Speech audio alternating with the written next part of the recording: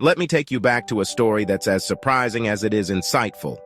Picture this: J. Paul Getty, one of the wealthiest men in history, standing outside a restaurant, deciding to wait just a few extra minutes to avoid a small cover charge. Sounds bizarre, right? Why would a billionaire care about a few dollars? Well, Getty knew something many overlook. Money isn't just about what you earn, it's about what you keep. Even a billionaire isn't above respecting the value of a dollar. So, what can we learn from the spending habits of people who clearly don't need to save? Today, we're diving into 7 essential money management hacks. These aren't just little tips. They're foundational rules that keep your money working for you. Think of them as your personal financial compass, guiding you to avoid common pitfalls and build a future you can rely on. Stick around, because we're talking about habits that go beyond saving a buck, here or there. We're building a lifestyle that turns income into security, even wealth. Ready to unlock these timeless principles? Let's jump in. Let's kick things off with the simplest rule of all. Spend less than you make. Easy, right? But if it were that easy, people wouldn't be sliding into debt with every pay raise.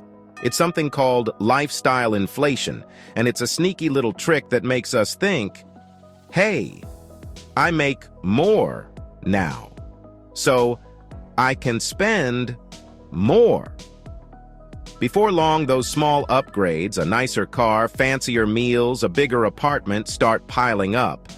And you're right back to square one, paycheck to paycheck, but with a few extra bells and whistles. Imagine your income is water filling up a leaky bucket. You can keep pouring more in, but unless you patch up the leaks, it's never going to stay full. Spending works exactly the same way. Unless you're careful, money will trickle away, and you'll be left wondering where it went. As the saying goes, true wealth isn't measured by what you make, but by what you keep and how you use it. Someone earning a modest income but saving consistently will build more wealth than someone with a high income who spends recklessly. It's not just about growing income, it's about growing disciplined choices and habits. Every dollar you respect is a step toward financial freedom. Here's a mindset shift. Treat each dollar like it has a purpose. Instead of seeing that extra income as an excuse to splurge, see it as a chance to strengthen your financial foundation. Start by setting up a clear budget that prioritizes needs over wants and makes room for saving and investing. No, I'm not saying you have to cut out all the fun stuff, but keep it intentional. Decide which wants are actually worth it. Think of it this way: every time you resist an unnecessary expense, you're literally adding to your wealth. With time, even small adjustments create stability and freedom. So, remember, wealth isn't about income. It's about keeping what you earn. Be intentional, plan ahead, and make every dollar count. Let's dive into our next money hack: the 24-10 rule for car buying. Cars, the modern-day status symbol that can drain your wallet faster than a fancy dinner. We all know someone who's stretched their budget to the limit to buy a car they couldn't really afford. That's where the 24-10 rule comes in handy. Put down at least 20% of the car's cost, finance it for no more than 4 years, and make sure your monthly payments don't exceed 10% of your income. Let's break it down. Say you're eyeing a $30,000 car, which sounds reasonable until you realize that financing it for too long or paying too much up front can pull you into a debt spiral. If you follow the 24-10 rule, you'd put down $6,000, finance the remaining $24,000, and keep your payments under $500 if you're making $5,000 a month. You're keeping the car within reach without draining your finances. Now, here's the kicker. Cars lose value faster than ice cream melts in the sun. In the first year alone, they can lose up to 20% of their value. Buying a reliable used car instead of a brand new one can save you thousands while still getting you from point A to point B in style. Think of a car as a tool, not an investment. It's here to get you places, not drain your savings.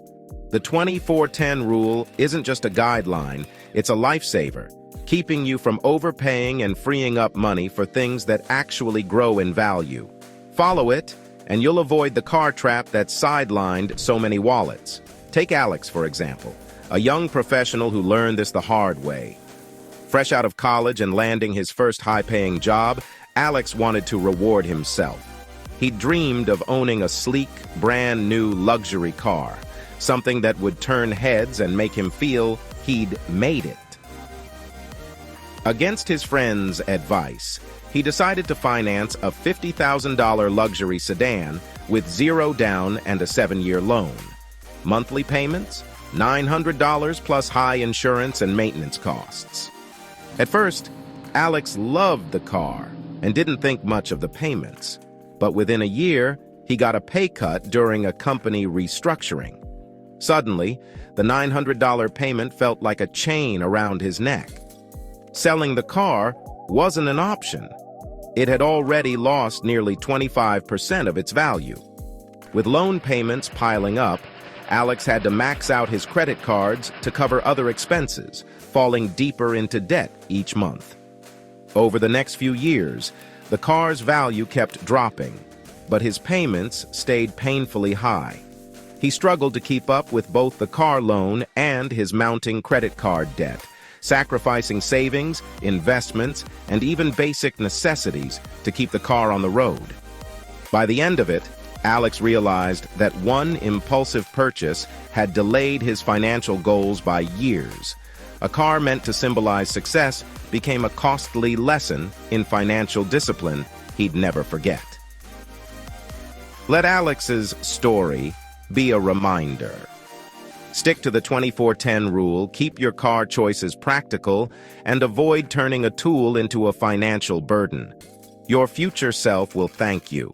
Up next in our journey to financial mastery is a topic everyone loves to hate: budgeting. The word that's as intimidating as it is important. Many people hear budget and imagine cutting out every bit of fun, but let's clear up a myth. Budgeting isn't about restriction. It's about giving yourself the freedom to spend with confidence, knowing you're on top of your finances. Think of it as your financial GPS, guiding you through the twists and turns of spending and saving without ending up in a dead end of debt. To make budgeting work, try breaking expenses into 3 categories: needs, wants, and savings. Needs cover essentials like rent, groceries, and utilities, the non-negotiables. Wants are the nice-to-haves, like your favorite streaming subscriptions, dining out, and hobbies. And savings? That's your golden ticket to financial peace of mind. A popular guideline is the 50-30-20 rule. Allocate 50% of your income to needs, 30% to wants, and 20% to savings. Imagine this budget as a map. Without it, you're wandering, hoping you're heading in the right direction. With it, you know exactly where your money's going each month. Let's say you're bringing in $4,000 monthly. Under the 50-30-20 rule, that would mean $2,000 for essentials, $1,200 for the fun stuff, and $800 towards savings. It's a plan that keeps your money in check and your lifestyle balanced. A simple way to stick to your budget? Automation. Set up automatic transfers from your checking to your savings or investment accounts every payday. This out-of-sight, out-of-mind trick helps you save without even thinking about it. Imagine every automated transfer as a mini victory, building your wealth bit by bit. Budgeting isn't about sacrifice, it's about priorities. With a budget, you know you're covering the essentials and making room for life's pleasures, all while putting a solid foundation in place for the future. Think of budgeting as giving yourself permission to spend on what matters most. Next up in our essential money management, let's talk about debt, the word that makes most people cringe. But here's the thing. Not all debt is the villain of our financial story. There's good debt, the kind that works for you, and bad debt, the kind that drains your wallet and keeps you up at night. Think of it as the difference between a helpful friend and that one buddy who always forgets to pay you back. Good debt is anything that builds your wealth over time. For instance, a mortgage is considered good debt because it's tied to an asset, a home, that can appreciate in value. Student loans also fall into this category when they lead to higher income potential. Essentially, good debt is like a seed you plant that eventually grows into something valuable. Bad debt, however, is like a black hole for your money. Credit card debt, payday loans, and any high-interest debt are often bad news. They don't contribute to your future and come with hefty interest rates that keep you paying more than you borrowed. Imagine racking up a $1,000 balance on a credit card with a 20% interest rate.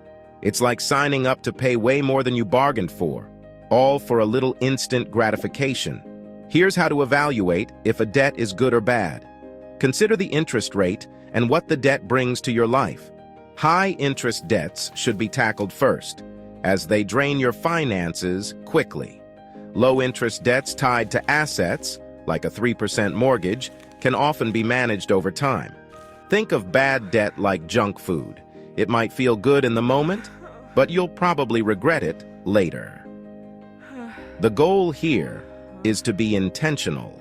Only take on debt that has a clear purpose and a plan for repayment.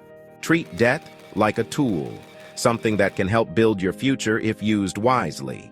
By focusing on good debt and avoiding bad debt, you're not just protecting your present, you're building a stable financial future. By the way, if you're enjoying this video so far and want more topics like this, comment the word "more" so I know.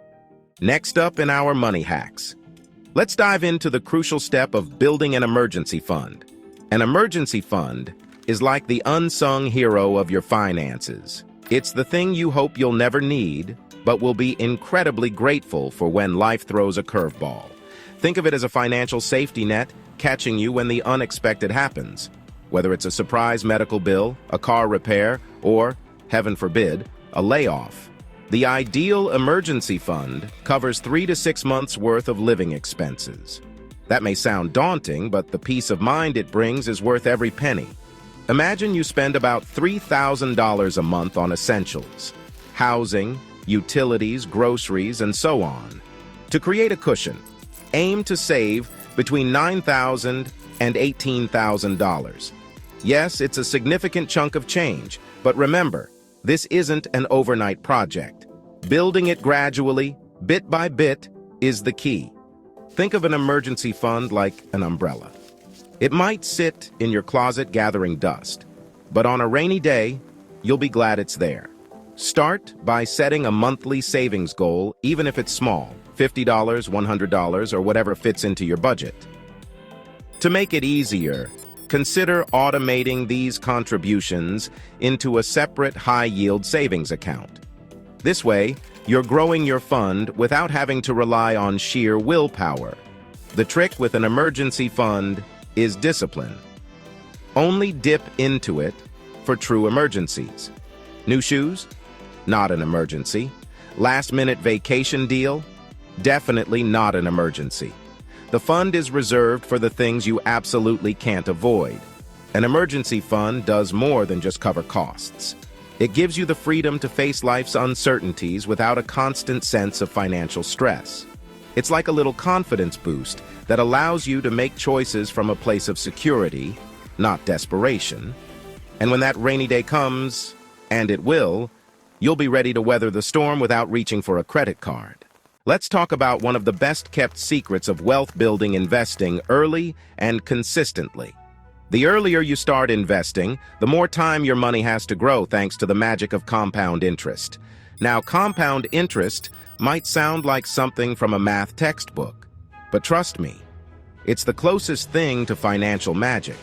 It's the process where you earn interest not only on your initial investment, but also on the interest that's already been added.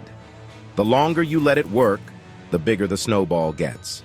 Imagine starting to invest $200 a month at age 25, with an average annual return of 7%.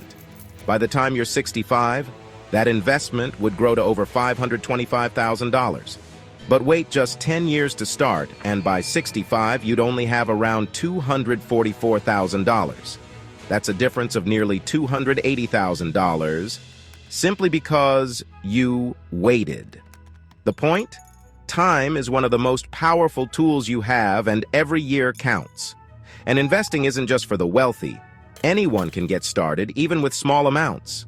If your employer offers a 401k match, take advantage of it. It's essentially free money toward your retirement. Another easy entry point is investing in low-cost index funds, or ETFs, which provide a diversified exposure to the stock market without requiring you to be a stock-picking genius. Consistency is key here.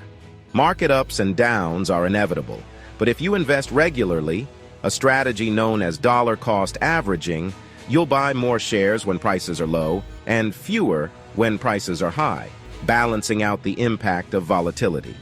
Over time, this steady approach works in your favor.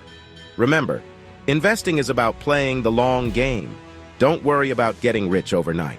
The goal is steady growth that compounds over time. With patience and regular contributions, you're setting yourself up for financial freedom.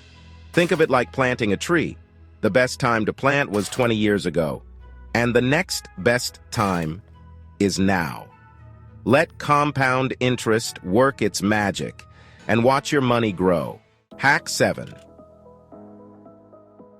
Let's dive into setting financial goals and tracking the progress.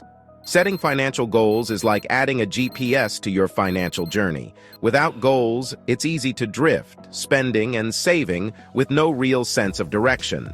Think of goals as the destination you're driving toward. They give purpose to your financial choices and help you stay motivated along the way. Without them, you're basically a ship without a compass, hoping you'll eventually end up somewhere good. Start by setting short-term, medium-term, and long-term goals. Short-term goals might be saving for an emergency fund or paying down high-interest debt. Medium-term goals could include a down payment for a home, funding further education, or starting a business. Long-term goals? That's where retirement, wealth building, and financial independence come in. Be as specific as possible. Define the amount you need, the time frame, and the steps you'll take to get there. Now, let's break those big dreams down into manageable steps. Say you want to save $12,000 in 2 years for a car. That sounds like a lot, right? But when you break it down, that's $500 a month. Much more achievable. Small, consistent steps make those big goals feel less daunting, and they keep you motivated to stay on track. But here's the real kicker: tracking your progress. There's nothing more motivating than seeing how far you've come. Use a budgeting app, a spreadsheet, or even a simple notebook to monitor your savings, investments, and spending. Checking in regularly helps you spot any detours early on and adjust your strategy as needed. It's like recalibrating the GPS when you make a wrong turn. And remember, goals can evolve. Life changes, and sometimes so do priorities. Every so often, take a step back and reassess. Are your goals still aligned with what you want out of life? Adjusting your goals isn't failure, it's growth. With clear goals and regular tracking, you'll stay motivated and on course, making each financial choice a step closer to the future you want. And there you have it, our 7 essential money management hacks. Each one of these strategies, from mastering budgeting to understanding the difference between good and bad debt, is like a building block in the foundation of financial freedom. Remember, managing your money isn't just about cutting expenses. It's about making intentional choices that set you up for a secure and prosperous future. If you're serious about building financial stability, start with these hacks and make them habits. Real change doesn't happen overnight, but with consistency and a little patience, you'll start to see the benefits of your efforts compound over time. Think of these hacks as a toolkit. You don't need to use every tool all at once, but each one will come in handy as you work toward your financial goals. If you found these insights enlightening, I highly recommend checking out my next video, which complements this one perfectly. Don't forget to like, subscribe, and hit that notification bell. Now, I'd love to hear from you. Which hack resonated with you the most, or maybe there's another financial topic you'd like us to cover? Drop a comment below with your thoughts. Thank you for watching, and here's to making smart choices that lead to financial freedom. I'll see you in the next video.